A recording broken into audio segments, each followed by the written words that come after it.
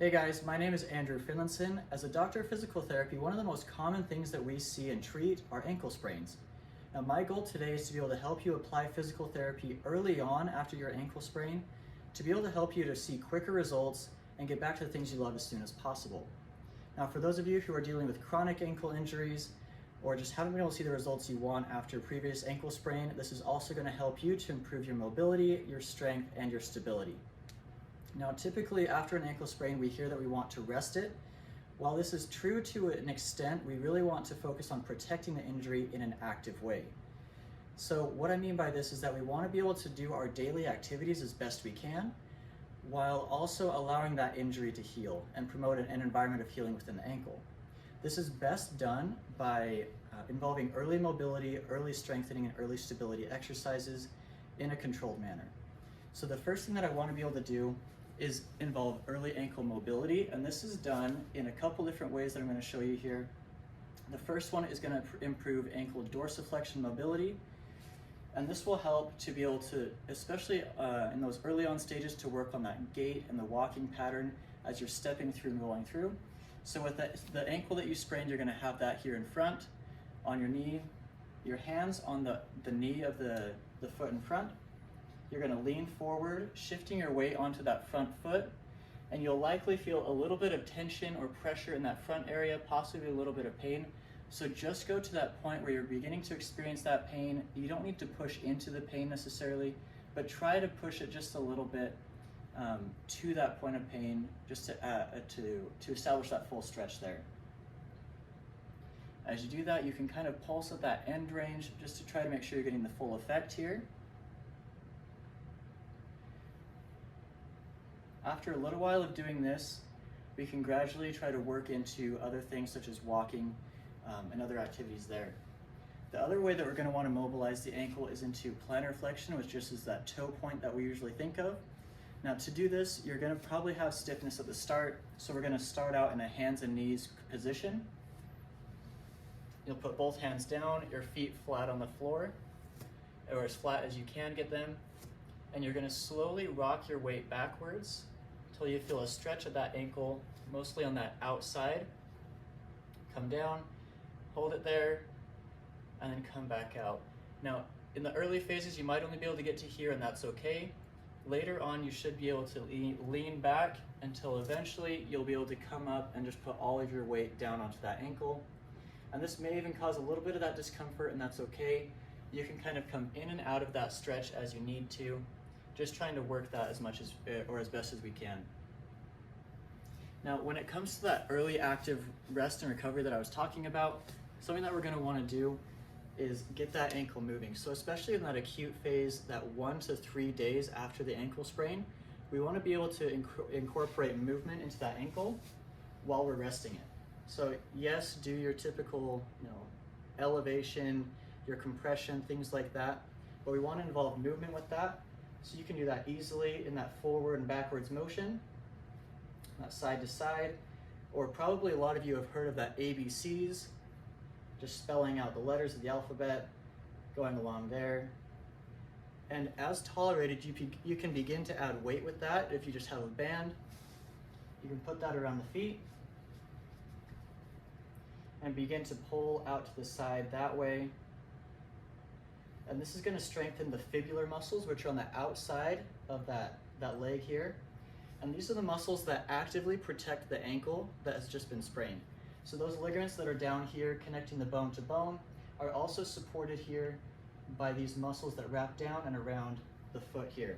So it's going to be really important to stretch these and exercise these early on in that phase, in that rehab. So coming out to the side and then slowly control it coming back in. Out to the side, slowly back in. And you can do this for about 3 sets of 25. You can do this while you're watching TV, sitting at the dinner table, whatever you're doing. It's an easy one just to incorporate during the day and keep yourself moving. Now, as you get better at this, you can also involve other types of movements. You can do dorsiflexion, a little bit coming forward and then pulling back. Again, just working on that good control, easing down and pulling back up. You can do a plantarflexion just the opposite way as you're here, pushing down, coming back, pushing down, Or you can begin to do inversion, which you're going to cross your legs and push that to the inside. And this is the direction that you rolled your ankle in the first place, with that ankle rolling just to the inside. So as you're doing this, it's probably going to be the last one that you're going to start involving here. But you're going to pull to that outside, or that kind of pull to the inside here, and coming back in. So again, about 3 sets of 20 to 25 repetitions will be good with all of these directions here. After this, we want to be able to get into a closed chain position, which just means that our feet are on the floor, and that's going to help to improve stability in more of a functional way. Now what we're going to want to do, especially in that early phase, when it comes to walking, you have to be able to bear weight on just the one leg. So we're going to try to just do a single leg balance here, balancing on the leg that was injured as best we can. And when you're doing this, you're going to want to have that knee a little bit bent instead of locking it out here. And that's going to add just a little bit more of that stability and activation in the ankle and the knee and just the supporting joints there. Hold this.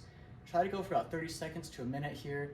And this is again something that you can involve just in your typical day-to-day activities when you're brushing your teeth, or just doing something in the kitchen, anything like that, doing something at work. And then ways that we can progress this, because it's going to get easy pretty quick just as you're doing your rehab there. You can balance there and close your eyes, which is going to increase the activation of the ankle joint. You can probably see me wobbling a little bit more here because the ankle is going to need to provide response to where your body is in space. So it's trying to sense where you are and pull yourself back to that neutral position without your eyes doing that for you. Another way you can do this is standing on an unstable surface like a pillow or a couch cushion, just putting that down, and that's going to add that level of instability that you'll typically see even if you're walking outside, going from concrete onto grass. Just that surface change can make a huge difference in your ankle stability. If this is something that's really difficult for you, you can begin just in a way, what I call it just a nose reach, and this is going to help you to shift that weight onto the foot. You're going to have the one foot that was injured in front, the back leg's just going to be there like a kickstand. And typically I would do this just in front of a wall, and that way you have something that you can guide yourself and just lean forward. If you fall, you're able to catch yourself. What you're going to do, put your hands behind your back and then slowly shift your weight forward, reaching your nose toward the wall or whatever's in front of you.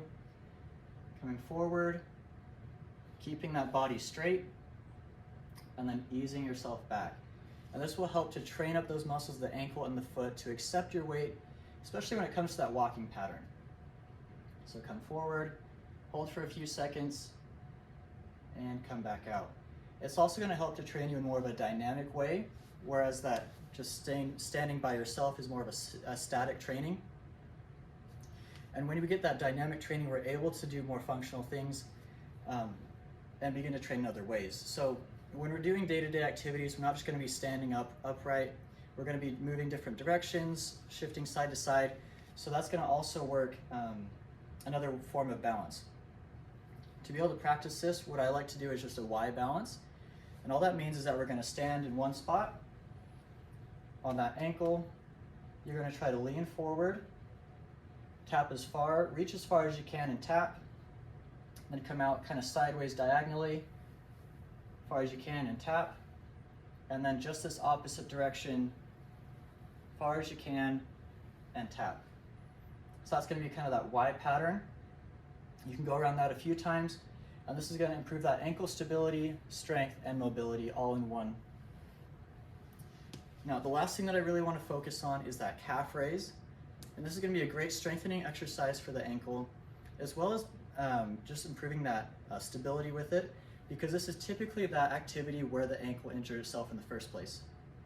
So if you don't have great stability here, you'll typically have that inversion sprain, but we want to come up on your toes. And this is going to help us to activate some of those muscles on the side of the leg, as well as the back of the leg. So you'll come up, try to keep your weight on the balls of your feet, and then slowly come back down. You come up, slowly come back down, and that's going to increase that stability as we go. We'll start out with 2 feet, come down. As we're able to build up to about 3 sets of 20 here, then we can transition into that single leg, coming up and coming back down. And we're going to slowly work our way up from 3 sets to about 8 to about 3 sets of 15 here. And if you're just really having a hard time balancing, it's totally fine to hold on to a counter or other surface, hold on to a stick, anything there, just to improve the balance and really work on that ankle stability.